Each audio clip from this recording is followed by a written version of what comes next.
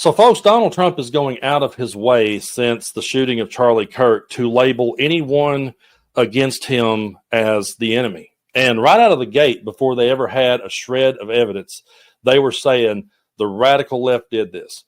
J.D. Vance goes on a national, he goes on Charlie Kirk's podcast and says that there will be no unity.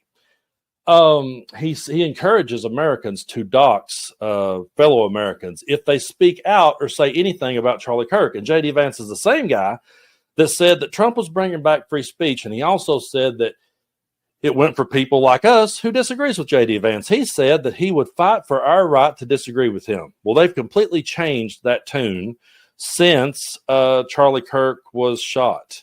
And it just goes to show that they're putting the hammer down on their fascist ideology. Now, some people gets mad when we call them fascist, and I always keep the definition of fascism laying here on my desk so you can be the judge if this administration is fascist or not, because the definition is a governmental system led by a dictator having complete power, forcibly suppressing opposition and criticism, regimenting all industry, commerce, etc., and emphasizing an aggressive nationalism and often racism. So whenever I throw out these words, I'm not trying to throw them around loosely. I'm just trying to simply say, by definition, that's what we're seeing happen. And Trump is going so far as to say that anyone who disagrees with him, and you've heard this phrase before, that we have Trump derangement syndrome. Well, according to Trump, he thinks that should be labeled a mental illness. Take a look at this. We have a problem because these people are crazy. The Democrats have gone, they have a serious case of what's known as, which is actually a disease, I think. They're going to put it down. Are they going to list that? Dr. Oz, are they going to list, you know what I'm talking about, right? Trump derangement syndrome. Is that? Why don't we list that on Wednesday? Let's do the more important ones first. No, it's a serious disease. It's a mental disorder. Trump derangement. Yeah, that's right. It's a mental disorder. Trump derangement syndrome, and they've got it in levels that have never been seen before. But that's good. That means we're doing the right thing. So us pointing out the obvious and pointing to all the laws that he's breaking and pointing to the authoritarianism, which by definition is favoring strict obedience to authority, especially at the expense of personal freedom.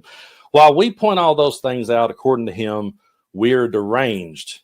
I would say derangement is when you see him say and do all the things he says and does, and you're so delusional, you will never argue it or you will never call it out. So, folks, they're going out of their way. They have said that Antifa is a domestic terrorist organization. And they're also saying that people in the trans community are a domestic terrorist organization. And I'm going to be bringing on my good friend Jenna to talk about this because this one hits close to home. And we have got to stand up to this authoritarianism and fascism. And I've already defined it.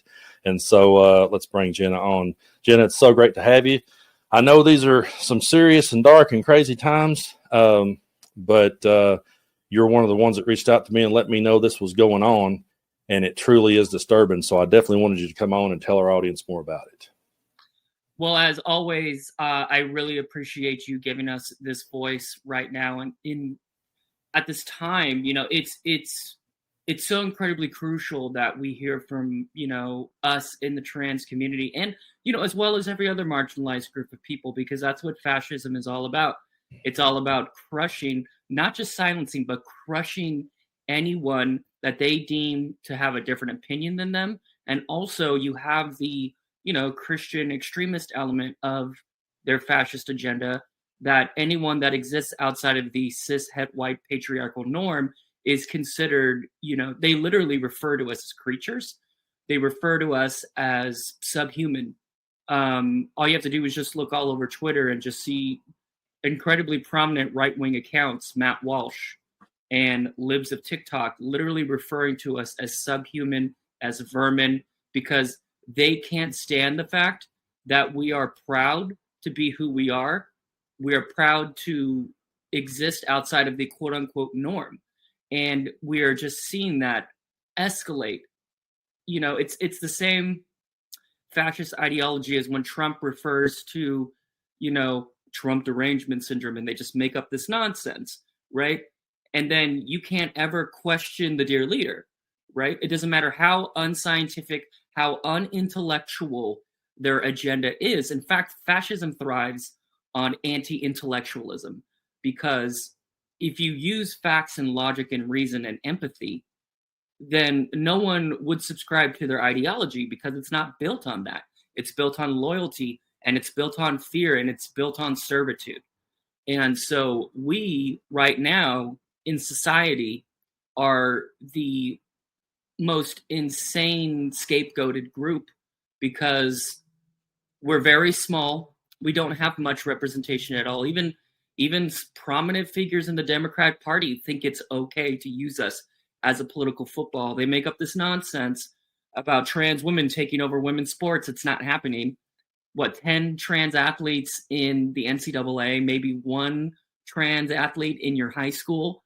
The state of Utah tried to ban trans athletes, and there was literally one trans athlete in the state of Utah. And these people know we're not a threat. They know that we are incredibly marginalized, which is why it's just so sickening that they are exploiting Charlie Kirk's death. I do not like Charlie Kirk. I think Charlie Kirk was a vile white nationalist who spread heinous garbage about Black people, about trans people, about anyone that wasn't a cishet white Christian. I don't support his assassination at all. I think political violence is horrific, and it only breaks down the moral fabric of our society. But that being said, before there was even any shred of evidence about who it was, they automatically said the shooter's trans. And then they went to, the casings on the bullet had trans propaganda, which was nonsense. And then it's like, he allegedly has a trans roommate. What is it going to be next? He saw a trans person on the internet, and that's why he wanted to shoot up Charlie Kirk? No. They are exploiting his death because they see this as their Reichstag fire moment. And we need everybody now more than ever, our cis allies who say that they're on our side. We need them to get loud. We need them to start speaking out for us, because it's scary. It is so scary right now. And I am privileged as a white trans person who lives in a blue state. And I feel like I'm doing all that I can, and it's not enough. And I know that I can't get into that mindset, but, I'm just seeing the devastation from my people in red states. And, when you are being seen as this overarching villain who is just going to come in and groom your children and corrupt the moral fabric of society, all this shit that Hitler said, and every other authoritarian regime in the past that has come after us, it is absolute nonsense. And not just nonsense, it is vile, and it is dehumanizing. And people need to really calm down, those who are caught up in this propaganda, and realize you're being played. You're being played. And we need to now more than ever all come together, and we need to stand up for those who are most vulnerable. And that is why, again, I am so appreciative that you brought me on today. I truly do appreciate you coming on the show, and you're welcome to come here anytime. We have to talk more about these things, and we have to stand together and realize that when they're coming for one, they're coming for us all. So before you go, is there anything that you would like to say to the trans community? Because there's so many people out there that I know right now are living in fear. And so what would you have to say to them to get them through these dark times? Just don't lose hope.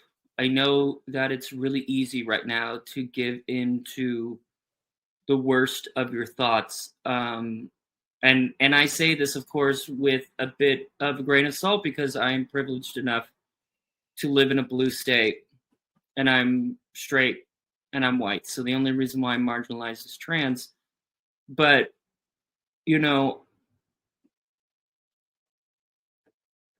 you have to be able to continue to find a way to dig deep down, even if it's just purely out of spite, because that's what these fascist freaks want you to do. They want you to give up. They want you to be able to just lose all hope in humanity. If anything, I tell people, there is no sense of humanity with those in power, the Trumps, the J.D. Vances. It's just pure moral depravity. And if you give in to what they want, it's never going to be enough. And so it is actually, in my opinion, a very patriotic and morally righteous thing to do is to fight back, is to be as loud as you can, because they are expecting us to give up. They are expecting it to be just a cakewalk for them, to just be able to walk in and take everything that we love in society and the past, 250 years of this country, like, as horrible. And there is so much horrible fascistic elements of since the beginning of this country, that continues to thrive, and no one denies that. But there are certain beliefs about the American dream, whatever you want to call it, the image that has been built about America, about being a place of freedom, about being able to come and be who you are. And I do truly believe deep down there is a certain element of that that's true. And we have to be able to say that there is good and evil, right? Because a lot of fascists just want to make this blurry line where everything is terrible. And it's a very authoritarian mindset to constantly push this both sides suck, right? And I really do truly believe at the bottom of my heart there is good and there is evil. And that anyone that wants to be able to see the good in humanity, whether you're trans, whether you're black, whether you're a cishet white man, whatever, we should be able to be united in that principle of loving each other and loving humanity and fighting for the collective good. And that starts with you taking yourself and doing what you can to make sure that you're good. If that means you need to take some time out and take a breath and not pay attention, that's fine. You need to do what you need to do. But in this moment right now, we're in that collective part of history where, depending on how we react, we're going to fall deep into fascism, or we're going to be able to climb out of this hole and make society better. And so far in this country, we've been able to do that. McCarthyism, slavery, Jim Crow. We've been able to pull ourselves out. We fall back in. But what are you going to do personally that says, I'm going to dig myself out of this hole? And I believe if every one of us, even in Maga, I still do believe that somewhere deep down, these people have a sense of right and wrong. And for whatever reason, it's skewered off the track. If we could just get enough people, because there really are, I do believe the Christian fascists that run the Trump administration are incredibly small. Now, they're very powerful and they have a shit ton of money, but nonetheless, they are very small. And we need to really understand that the power is within us.